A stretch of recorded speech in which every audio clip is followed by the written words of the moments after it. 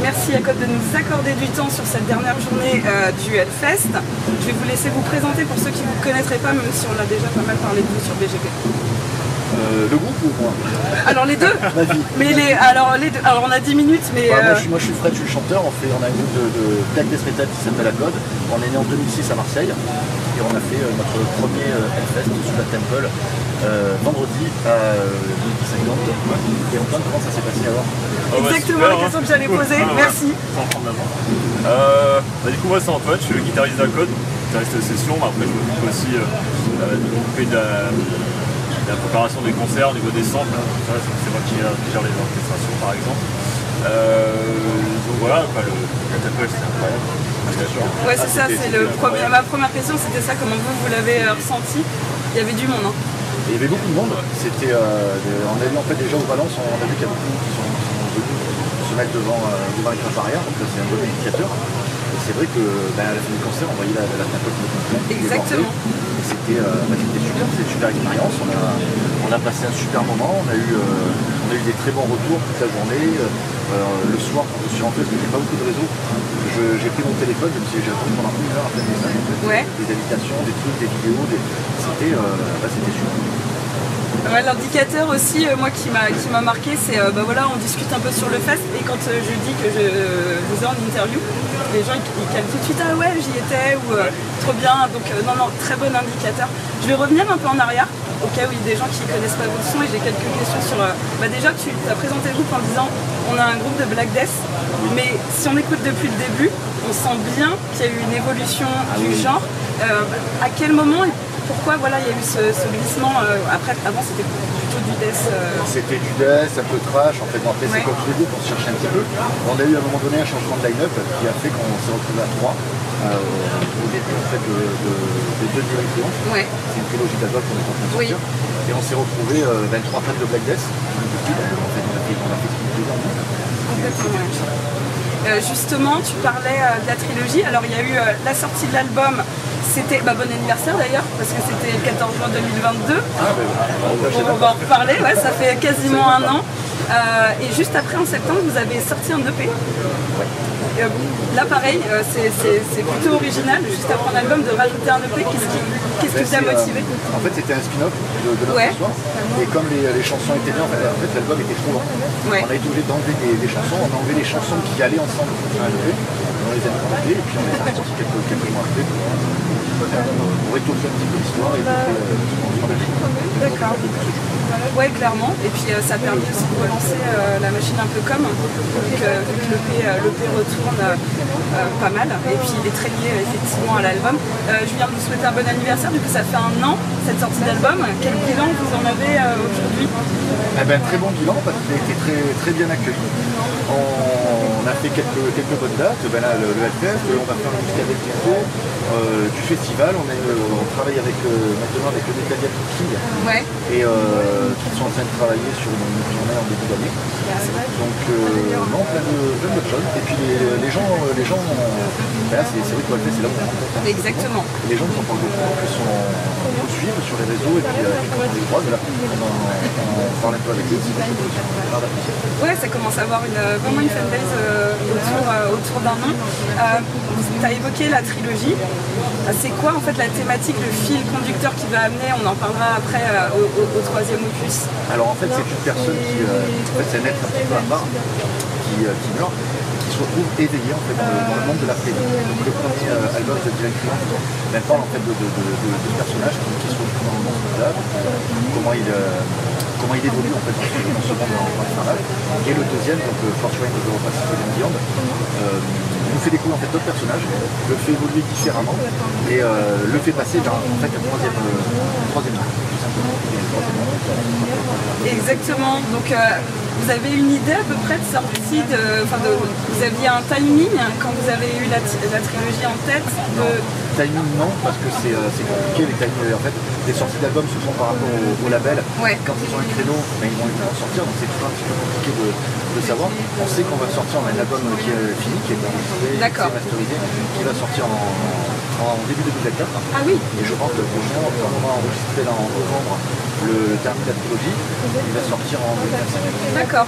Donc entre-temps, vous aurez un album... Ouais, un petit spin-off encore. D'accord, super. Ouais. Non mais c'est bien, ça ajoute L'histoire est du riche, contenu, voilà.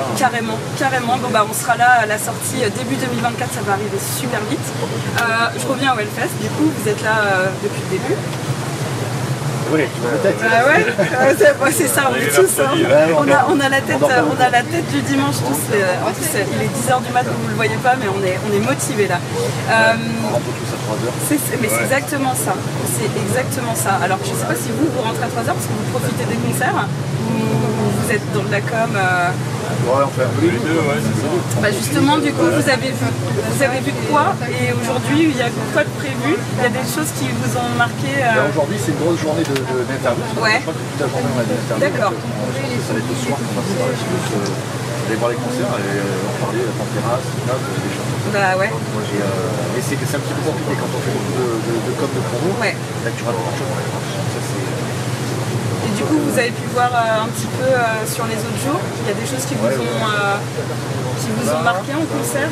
Ben moi j'ai vu Calandra hier, c'était super. Ouais. Après moi j'ai fait le même com. Ouais, c'est ça. C'était compliqué. Gardons le reste au soleil pendant quelques heures. Moi hier c'était une belle journée quand même parce que c'était assez moderne. Ouais. Parce que même si on a interpellé l'altar, on avait des groupes assez modernes. Oui. C'est quelque chose qui m'intéresse beaucoup. Surtout c'est des groupes français en fait. Ouais. Ce qui est par exemple. Ah ouais, mais ils ont encore tout tourné. Voilà, donc c'est une journée qui m'a vachement intéressé. J'ai fini hier par William Templeton. Ouais. C'était incroyable. Le son était incroyable. C'est la première fois que j'ai vu en live. Et ça fait très longtemps que je voulais le voir et franchement je suis pas déçu. C'est clair. Bah ouais, c'était l'heure où elles sont et cette année est pas mal. Est-ce que tu as fait la grosse bagarre? Tout le monde m'en parle de Lorna Shore sur Alta. Non. J'évite. Ah ouais, non, c'est clair. Non, quand des guitaristes non, c'est ça. Cassé, ça arrive très vite. Mais ça, j'en entends parler depuis hier. C'était apparemment. C'était un live de malade. Ouais, j'ai regardé. Oui, c'est ça. Un peu de loin. Mais bah, j'ai adoré. Ça fait longtemps que je voulais les voir aussi. Ah ouais, oui, c'est quelque chose. Ça, c'est une question que je pose de temps en temps, mais avec vous, ça m'intéresse. Est-ce qu'il y a une question, surtout là, vous faites plein de com, qu'on ne vous a pas posé et que vous auriez aimé qu'on vous pose? Ah, j'aime bien. À la fin, je mets des questions tordues. Je sais pas du tout. Non, je sais pas. Après, c'est vrai qu'en interview, on est sur les mêmes choses. Bah, c'est exactement ça. C'est exactement ça. C'est pour ça que. Non, je sais pas. Là, j'ai fait une ouais, mais c'est normal. C'est dimanche. Non, mais elle est moche, celle-là. Je devrais arrêter de la poser. Elle est très bien, mais là, c'est vrai que le vendredi, je t'aurais dit répondre quelque chose. Et là, le dimanche, il y en a une qu'on m'a répondu que je trouve pas mal, surtout sur des groupes dits émergents. Vous êtes là depuis longtemps, mais voilà, c'est pas des grosses. Il y a un groupe qui m'avait répondu pourquoi est-ce que vous faites de la musique, qui était la question qu'on leur avait jamais posée. Et donc je garde celle-là. Pourquoi ouais. Moi j'ai fait ça très jeune. Je sais que ça m'a. Au lycée, j'avais des potes, des amis, en fait, on a un groupe, ça faisait, il n'y avait pas beaucoup de talents à l'époque. On s'y est mis, et moi je me rappelle, j'avais pas de micro, j'avais rien, on avait juste un enregistreur cassette, et eux ils jouaient, et moi j'étais à côté du enregistreur, je gueulais en fait à côté de ces deux, il n'y avait pas de micro. Ah ouais. À l'ancienne. À l'arrache, quoi. Bah ouais. Pas de micro, rien que dalle, tu gueules, Vous étiez venu comment? Bah, moi en fait j'ai baigné dans la musique depuis tout petit, j'ai des parents musiciens. D'accord. Donc à partir de là, mon père est prof de piano, donc dès que j'avais 2-3 ans, je me suis déjà un peu à jouer. Après j'ai fait un peu d'école de musique, j'ai fait de la trompette, des instruments comme ça un peu. Après j'ai découvert la guitare vers mes 10-11 ans, j'ai découvert le métal justement. Donc j'étais à l'école primaire et j'ai commencé déjà à écouter les groupes de metalcore, tout ça, et j'adorais ça. Je voulais absolument faire ça et du coup j'ai eu ma guitare et j'ai suivi mon petit chemin. Voilà, et qui amène mine de rien sur une scène au Hellfest. Encore félicitations à vous. Du coup je vais vous laisser le mot de la fin. Eh ben, écoute, je te remercie d'avoir pris du temps C'est normal. le matin en plus pour venir nous poser des questions. Ben, merci à tous d'avoir regardé cette petite interview et puis on vous dit à très bientôt en espérant un festival ou en concert près de chez vous. Merci. Oui, bah oui. Bah, je vais dire la même chose, hein. Merci pour les questions intéressantes et puis bon fin de festival. Bah, vous aussi, bon courage pour la grosse journée promo et puis bah, on se retrouve début 2024 pour la sortie de la suite du coup. Absolument. Merci beaucoup, à bientôt pour BGP Music Live.